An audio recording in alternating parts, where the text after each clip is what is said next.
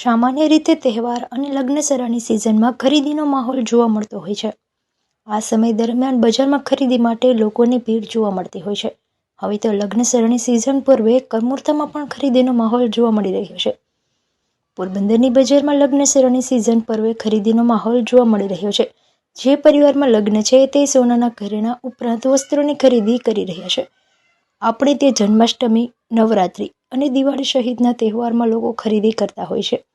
આ ઉપરાંત લગ્નસરાની સિઝનમાં લોકો ખરીદી કરવા માટે ઉમટી પડતા હોવાના કારણે બજારમાં લોકોની ભીડ જોવા મળતી હોય છે, જેના કારણે વેપારીઓમાં પણ ખુશી જોવા મળતી હોય છે. પોરબંદરની અંદરમાં અમારી શોરૂમ છે કાપડનો, અને લગ્નસરાની સિઝનની અંદરમાં ત્યાંના કમૂરતા છે તો બી અલગ અલગ સાડીની અંદરમાં, કરચોડાની અંદરમાં, પાનેતરની અંદરમાં, ચણિયા ચોલી, કુર્તી પેન્ટ, લગ્નનો ટોટલી સામાન અત્યારના ચાલે છે.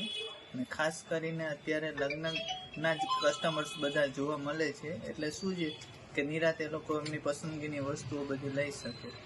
અને અત્યારે જે એક પીસ લેવું હોય એ લોકો એન્ડ ટાઈમિંગ ઉપર લે છે, અને જે આખી લગ્નની ખરીદી કરવી હોય છે એ બધા અત્યારના સવારથી લઈ સવાર ભાગે અમારા આજુબાજુના ગામની અંદરમાંથી વસતા લોકો આવે છે, અને બપોર પછી પોરબંદર અમારી સિટીના કસ્ટમર્સ બધા અલગ અલગ અમને મળે છે.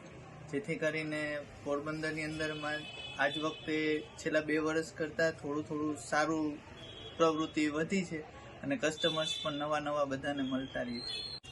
પહેલાં એવું હતું કે એન્ડ ટાઈમિંગ ઉપર જ બધા ખરીદી કરતા, ને હવે લોકોને ચોઈસ વધી ગઈ છે. હવે લોકો પહેલાં ક્રોપ ટોપ છે, વેસ્ટર્ન આઇટમ છે, એ બધું ઓછું મળતું. એક જ વસ્તુ સિલેક્ટ હતી કે સાડી એટલે સાડી. ને હવેની અંદરમાં છોકરીઓને જે મા બાપ છે એ સાસુ સસરાની પણ મા બાપની જેમ રાખે છે, એટલે બધી વસ્તુઓ લેવાની છૂટ આપે છે, અને બધી છોકરીઓ અલગ અલગ વસ્તુ પણ લે છે.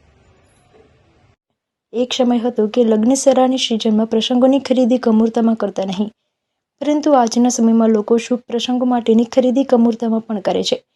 ગત તારીખ 15 ડિસેમ્બરથી કમૂરતા બેસી ગયા છે અને મકર સંક્રાંતિ બાદ કમૂરતા ઉતરશે. તે પછી લગ્નસરાની સિઝન પૂર બહારમાં ખીલશે. આથી જે પરિવારમાં લગ્ન છે તે પરિવાર એડવાન્સમાં તૈયારી કરે છે. આથી કમૂરતામાં લોકો સોનાના ઘરેણાં અને વસ્ત્રોની ખરીદી કરે છે.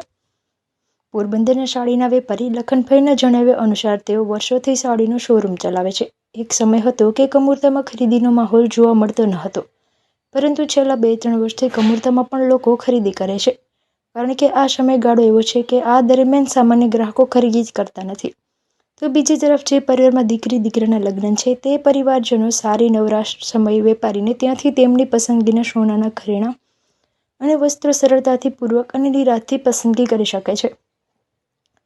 આથી હાલ બજારમાં ખરીદીનો માહોલ જોવા મળી રહ્યો છે. સાડી, ચણિયાચોળી, પાનેતર સહિતના વસ્ત્રોની ખરીદી વધારે જોવા મળે છે. જ્વેલર્સને ત્યાં પણ લોકો પોતાની પસંદગીના વસ્ત્રોની ખરીદી કરતા નજર પડે છે. આજના સમયમાં કમૂરતામાં બજારમાં લોકો ખરીદી કરતા નજરે પડી રહ્યા છે, જેના કારણે વેપારીઓના ચહેરા પર ખુશી જોવા મળી રહી છે.